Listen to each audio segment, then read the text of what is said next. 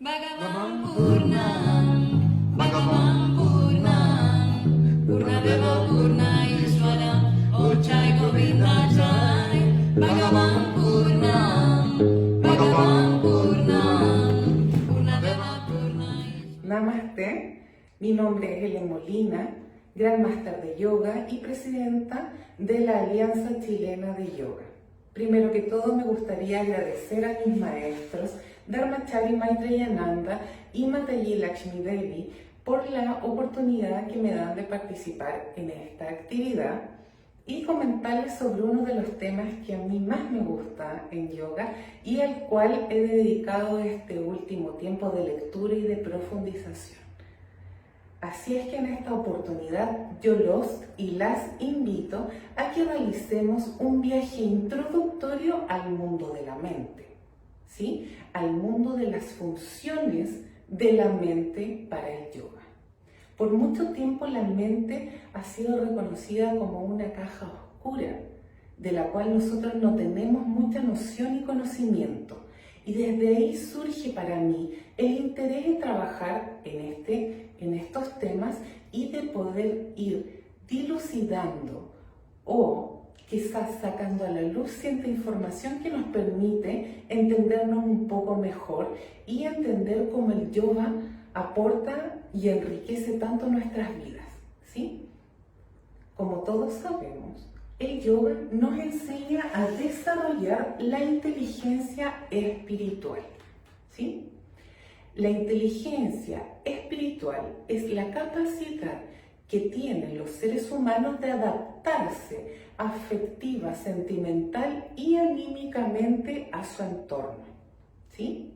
De esta manera podemos decir que la inteligencia espiritual en el yoga, como en ninguna otra ciencia, nos permite trabajar la inteligencia afectiva por una parte y la inteligencia emocional por otra, ¿sí? En cuanto a inteligencia o al desarrollo de esta inteligencia afectiva, tenemos que es la capacidad de entender y de adaptarse a los sentimientos y los afectos de otros, ¿sí? En el caso del desarrollo de la inteligencia emocional, tenemos que ir mejorando la capacidad de entender y adaptar las emociones a nuestro ser, ¿sí? De esta manera se desprende que si el vehículo, que podría ser nuestro cuerpo, no está en forma o no tiene el nivel de energía óptimo, el conductor, que vendría siendo nuestra mente, no puede llegar a ningún lugar. Y por lo tanto, el pasajero, que es nuestro espíritu, no puede moverse con libertad.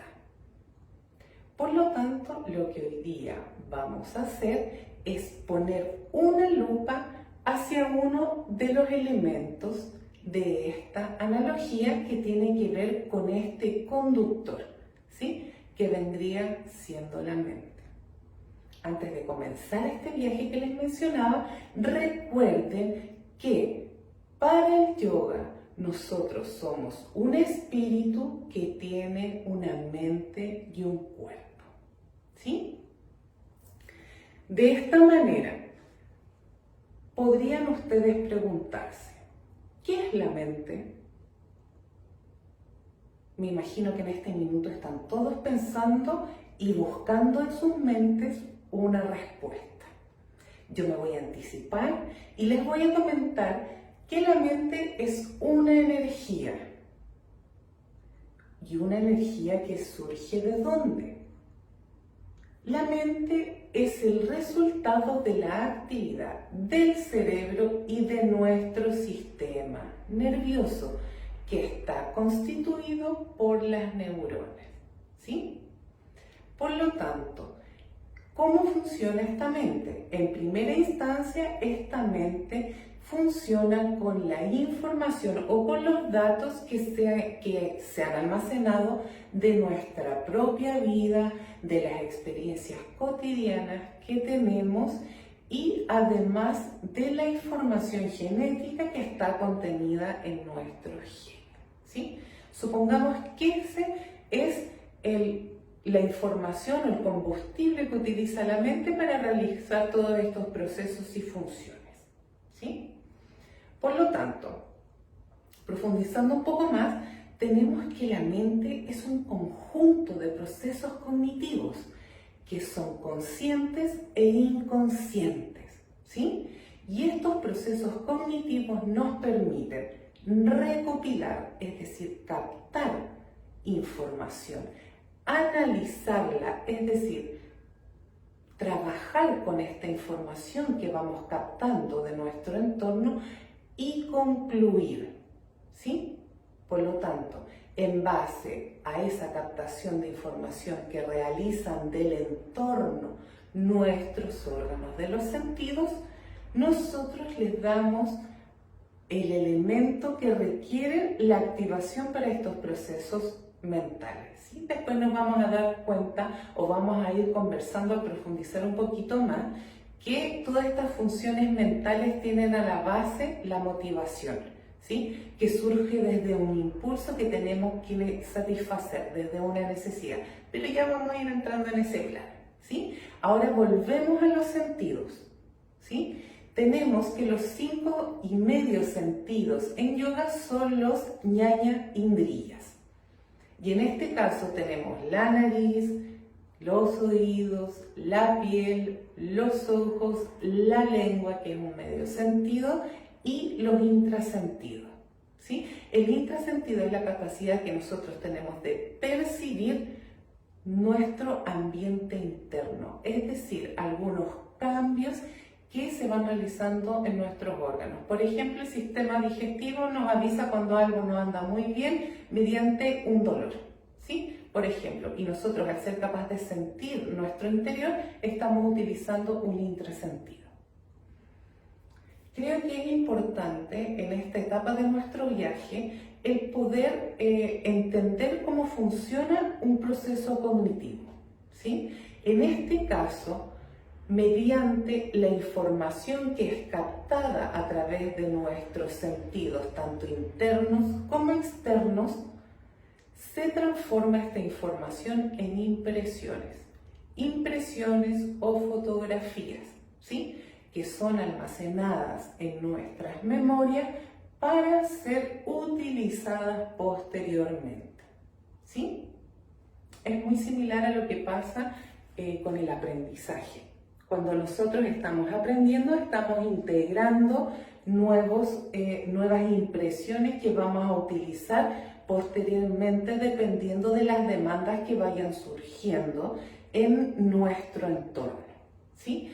Por lo tanto, tenemos, como habíamos mencionado, que la mente funciona en base a la información que tenemos guardada sobre nuestras vidas y sobre nuestras propias aventuras y desventuras, ¿sí? Que eso constituye nuestra experiencia, más los datos que recibimos de nuestros padres en nuestro código genético, ¿sí? Si lo llevamos un poco más a un lenguaje de computación, podríamos hablar que es el disco rígido que contiene nuestras capacidades innatas, ¿sí?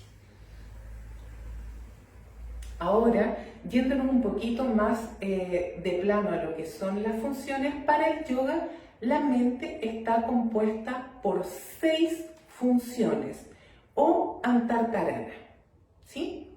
Ahora vamos a ir repasando función por función y vamos a ir entregando algunos elementos que nos van a permitir entender qué es lo que hace y cómo se va interrelacionando con las otras funciones, ¿sí? Porque es una totalidad, ¿sí? Por lo tanto, vamos a partir por la primera función, que tiene que ver con la función consciente, que es llamada manas.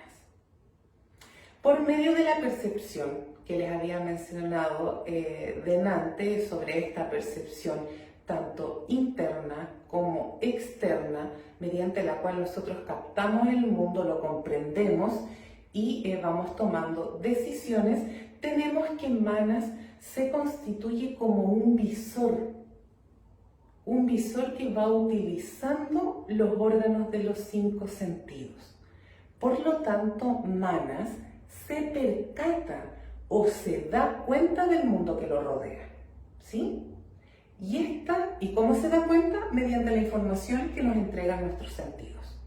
Por lo tanto, ¿qué viene a hacer malas con esta información que entra por nuestro sentido, realiza copias, ¿sí? Que son una especie de fotografías de la realidad y que se llaman samskaras, ¿sí?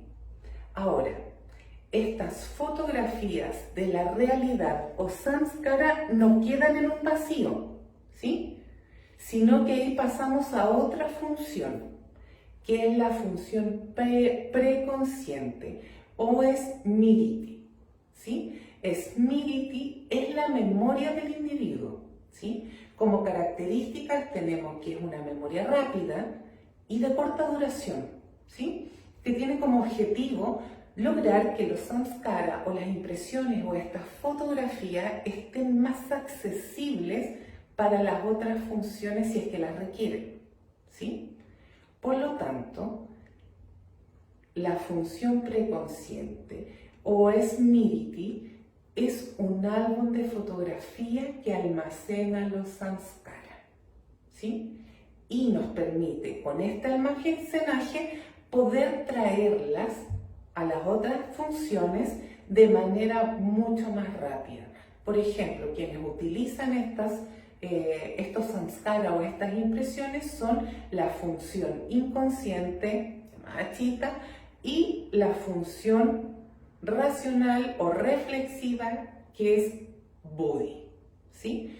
Por lo tanto, cuando nosotros estos samskara los pasamos de una manera lenta y en base a la repetición, albergarlas a otro tipo de memoria, que es la que vamos a ver a continuación, que es alaya vijnana, ¿sí? Si bien esta memoria difiere de la memoria o de la función preconsciente de smriti, que es más rápida, corta, porque necesita hacer que los samskaras estén más accesibles para las funciones de chitta y buddhi, alaya vijnana es un poco más lenta, ¿sí? Pero la información que se alberga en este tipo de función es definitiva. Por lo tanto, aquí estamos hablando de una función de almacenaje que es más durable, ¿sí? Y es la función subconsciente, ¿ya? Esta función es la memoria genética, pues contiene los programas genéticos de nuestra especie y tiene como función la de almacenar y desalmacenar los recuerdos de smriti. Recuerden que los recuerdos de smriti son de más fácil acceso para otras funciones, ¿sí? Por lo tanto, en alaya vijnana está contenida toda la experiencia humana, por lo que puede mencionarse o denominarse como el núcleo del individuo. Este núcleo del individuo es la memoria que cada persona va asociando a su mente egotista y a su personalidad, ¿sí? La mente egotista o ahamkara, que lo vamos a ver un poquito más adelante. Es decir, este núcleo del individuo es un conjunto de recuerdos que van quedando en el cerebro, en nuestras neuronas, a lo largo de la vida, ¿sí? Y que le hacen creer a esta persona que es la misma, a pesar del paso del tiempo, ¿sí? La realidad es que nos hemos ido transformando, pero este núcleo del individuo nos permite sentir cierta coherencia, sentir que seguimos siendo nosotros mismos a pesar del paso del tiempo. Por lo tanto, nos permite establecer las conductas socioculturales, ¿sí? El almacenaje en alaya vijnana se da mediante procesos subliminales que se dan en la función inconsciente chitta, y estos procesos son de naturaleza química, por eso quedan guardados en nuestras neuronas, ¿sí? También cabe destacar, y un elemento que a mí me parece interesantísimo, que tiene que ver con que estos procesos y programas no son estáticos, sino que se van modificando, ya sea o por nuestra experiencia directa o por la experiencia indirecta o experiencia de otro, que podría ser la lectura de un libro, el estudio, quizás ver algún video. Mediante estas dos vías, nosotros podemos ir incrementando el acervo de este traspaso genético y sociocultural, Es decir, si nosotros vamos incorporando mayor cantidad de samskaras mediante nuestra experiencia directa o indirecta, vamos a ir mejorando y aumentando el traspaso de información genética que vamos generando a la siguiente generación. Una idea bastante interesante, ¿sí? Eso para mí, como opinión personal, quiere decir, si yo hoy en día mejoro mis programas, mejoro los programas genéticos que vienen conmigo, puedo entregar mejores programas a la generación que viene. Me parece una muy bonita función. Ahora vamos a hablar sobre la función egotista, que es la que yo les había mencionado delante como Ahamkara. Ahamkara tiene la función de hacer suyas las impresiones y experiencias guardadas en Smriti, ¿sí? Y experiencias y sensaciones que son guardadas en este lugar mediante los samskaras. Por lo tanto, esta función nos permite crear egos, ¿sí? Y los egos nos hacen tener la sensación de ser la misma persona también, como lo que habíamos mencionado del núcleo del individuo, ¿sí? En este caso, si queremos adentrarnos un poquito y especificar y clarificar qué es un ego, el ego es una estrategia de supervivencia, ¿sí? Es una estrategia, es una serie de pasos que nosotros hemos adoptado para poder enfrentarnos a nuestro medio ambiente y adaptándonos a las circunstancias que van cambiando. De esta manera, podemos reconocer la existencia no solo de un ego, sino de varios. Y vamos a intercalar la preponderancia o la fuerza de un ego a otro dependiendo de las circunstancias que nos vayan rodeando, ¿sí? Por lo tanto, de esa manera podemos tener un ego profesional, un ego de madre, un ego de pareja, un ego de amigo, y dependiendo de las circunstancias nosotros vamos a ir desplegando ciertas estrategias para ir adaptándonos a esas circunstancias, ¿sí? Ahora me gustaría dar paso a una de las funciones que a mí me genera más curiosidad y me parece muchísimo, muy interesante poder investigar más sobre esa. ¿Por qué? Porque les voy a hablar de la función chitta, que es la función inconsciente.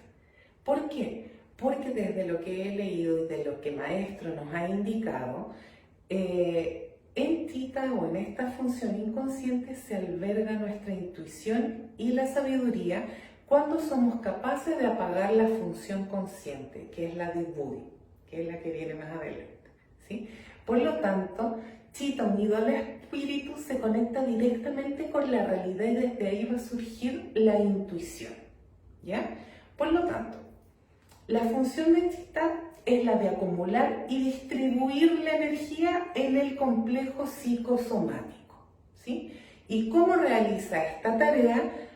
Por un lado, buscando el placer y por otro, evitando el dolor, ¿ya? Y también, además, está encargada de activar los procesos motivacionales. Como les había mencionado anteriormente, los impulsos son energías que van generando ciertas necesidades para satisfacer en nosotros, ¿sí? Y eso va delineando las motivaciones que van guiando nuestra conducta hacia un camino y no a otro, ¿sí? Por lo tanto, tenemos en este caso que las motivaciones están divididas en 5. Tenemos por un lado la motivación nutricional, las vitales que son asociadas a la preservación de la vida, las sexuales, las de dominio asociado al ejercicio del poder y la de la gloria que por otros es conocido como la autorrealización, ¿sí? Además, en chitta, con su función inconsciente, debemos tener en claro que tenemos ahí albergado todos los programas inconscientes que permiten que nuestros órganos realicen sus tareas diarias, tareas que para nosotros son inconscientes, es decir, que no nos damos cuenta, ¿sí? recuerdan que el que se daba cuenta y se permitía que el que se percataba era Manas. En este caso, los procesos que realiza Chita son como los procesos tras bambalinas, los procesos que realiza nuestro organismo y que nosotros no nos damos cuenta, como por ejemplo la respiración, ¿sí? En este caso, si se nos está sugiriendo que podemos apagar Budi para que surja toda la intuición y la sabiduría, entonces podríamos entender cómo nos favorece el desarrollo de la meditación, de los ejercicios de respiración o de los pranayama, ¿sí? Pues pasamos a ser conscientes una función que no es inconsciente, como es la respiración, ¿sí? Por lo tanto, se dice que Chita es la que comunica al espíritu con los órganos, ¿sí? Por eso es una función bien interesante de seguir profundizando, integrando y agregando más elementos. Lo que hemos elegido hasta ahora tienen que ver con elementos bastante básicos y ustedes, si se van a dar cuenta, se produce un circuito, ¿sí? Un circuito de funciones que están interrelacionadas, ¿sí? Y que nos permiten generar los procesos cognitivos necesarios para poder adaptarnos al mundo que nos rodea.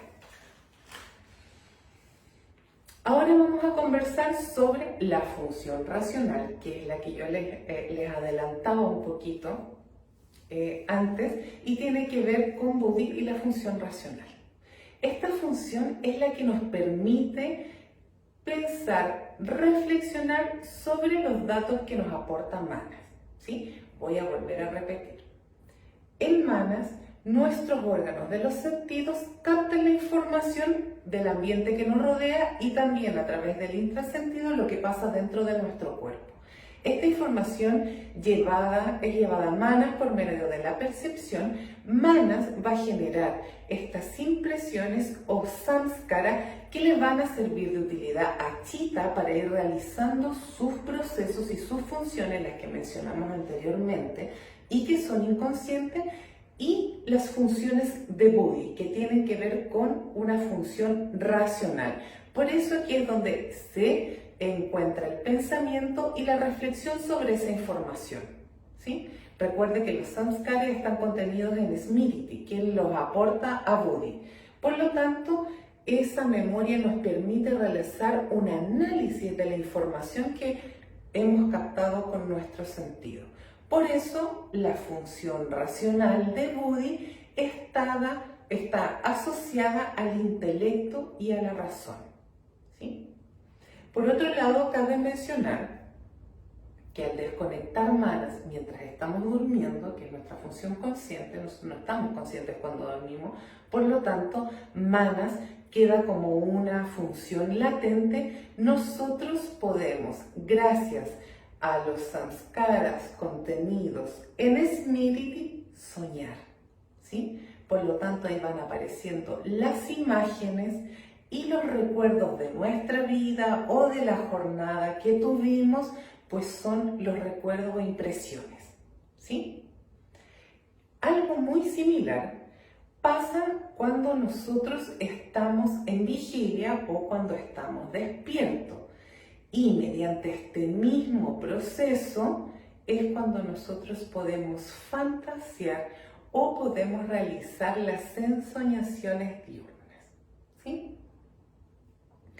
En este minuto también me gustaría mencionarles que toda esta introducción o este viaje que ya estamos dando por finalizado, donde voy a dar algunas palabras de resumen final, cabe mencionar que esta introducción puede ser acompañada del diagrama de las 6 funciones de la mente creada por maestro Daimachari Maitreyananda, ¿sí? Donde también ustedes pueden encontrar algunos apuntes de psicología holística, donde se realiza un poco de profundización de todas estas funciones, y de la mano de las enseñanzas de maestro podemos ver la analogía a cierto lenguaje de computadores que quizás nos puede ir clarificando cómo se van dando estas interrelaciones en las funciones, ya sea consciente de Manas inconsciente, función inconsciente o chitta, la función discernitiva racional o reflexiva de buddhi,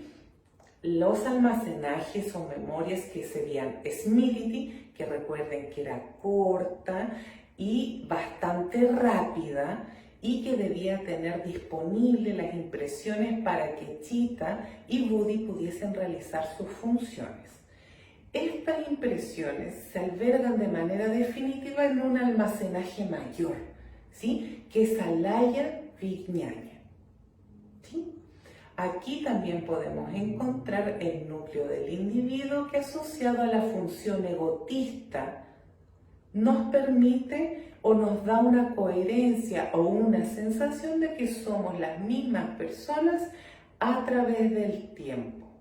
Por lo tanto, cabe recordar que el ego son varios, que son estrategias que hemos ido adoptando a través del tiempo para poder afrontar el medio ambiente y las demandas que se nos realizan a nivel tanto interno como externo, ¿sí? Eso es lo que tengo que contarles sobre estas dos áreas de la psicología del yoga, que son bastante sencillas y preliminares. Intenté hacerlo en un lenguaje simple. Recuerden utilizar el esquema para ir acompañándose y para ir generando las asociaciones entre todas estas distintas funciones. Espero podamos encontrarnos y que la información que les he entregado sea de utilidad y para poder acompañar su camino de estudio y de profundización en esta ciencia tan hermosa y esta disciplina tan hermosa que es el yoga. Así es que nuevamente agradezco a mis maestros por la posibilidad que me dan de compartir con ustedes y nos vemos en otra oportunidad. Dhanyavad.